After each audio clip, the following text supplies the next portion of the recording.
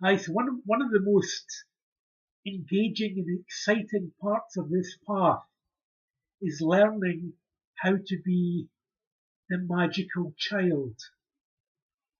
Now, it's sometimes called the magical child in shamanism. It's also known in Taoism as the immortal infant. And it's attributed to a fairy tale in which two boys enter heaven and eat a magical peach, which grants them immortality. So they both become immortal. And because these children are immortal, they have supernatural powers. They're able to fly. They're able to do anything that they can conceive in their imagination. So that's their great gift. And human children are brought into a world that wants to teach them and guide them in certain directions which have nothing really or very little to do with that child's own inclinations, motivations, and most importantly, imagination. Now we dismiss the imagination as something useless or something not worth considering. We place all our emphasis on being mature adults, responsible and paying the mortgage and having children and doing our jobs and going home watching television or whatever we do. So these are all routines, habits that we've picked up, conditioned patterns that we've learned from our society, our peers, our schooling, priests, ministers and so on, government, other institutions, higher education, and so on, right? But a child whose ego hasn't developed yet, whose personality hasn't developed yet, doesn't know about any of this stuff. It doesn't even know that it's going to die.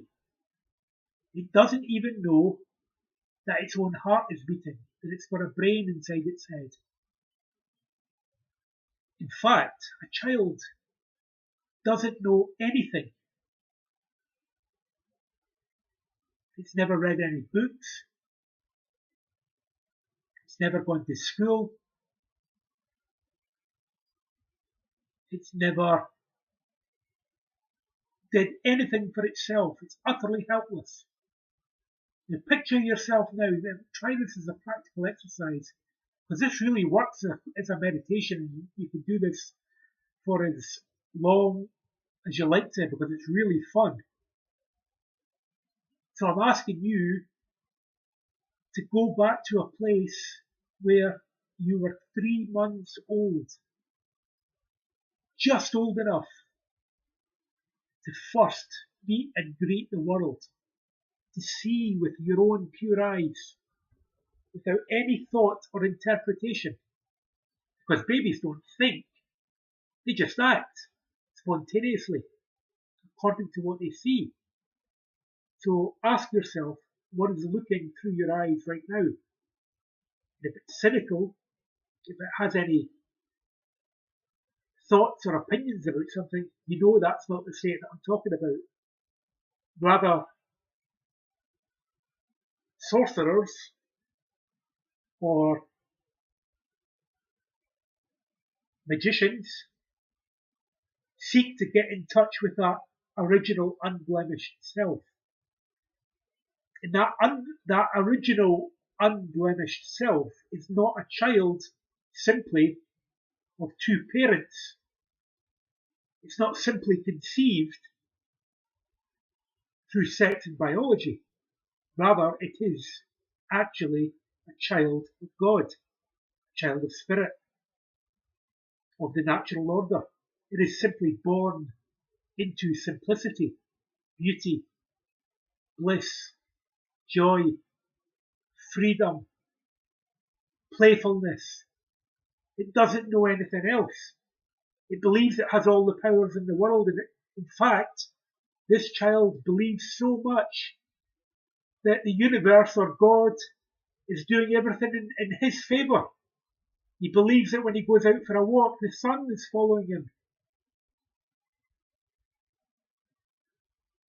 or the moon is performing his command, that he can move the stars, that he can jump 100 miles into the sky, ride on red dragons, and battle mythical creatures.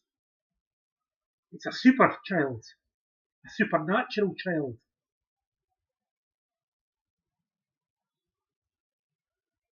But we don't think of children in that way.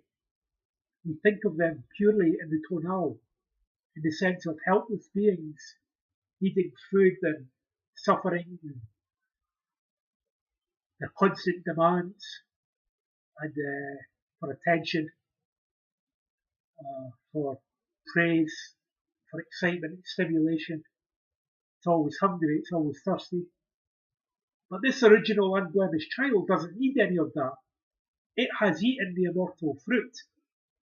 The fruit that was not forbidden, that was given freely by the gods.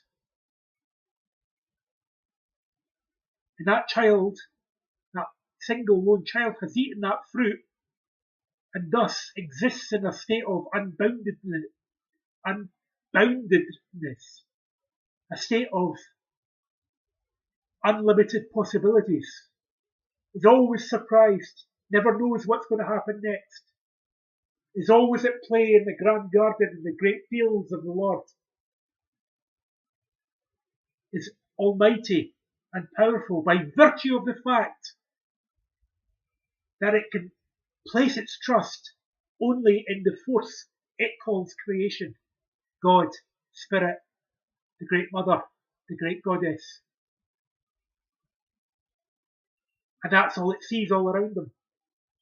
Palaces of infinite grandeur, mansions galore, fruit plentiful, fields and fields and fields of delight and enjoyment, infinite adventure, infinite worlds. So if we can return to that playful state of innocence, there is nothing to fear.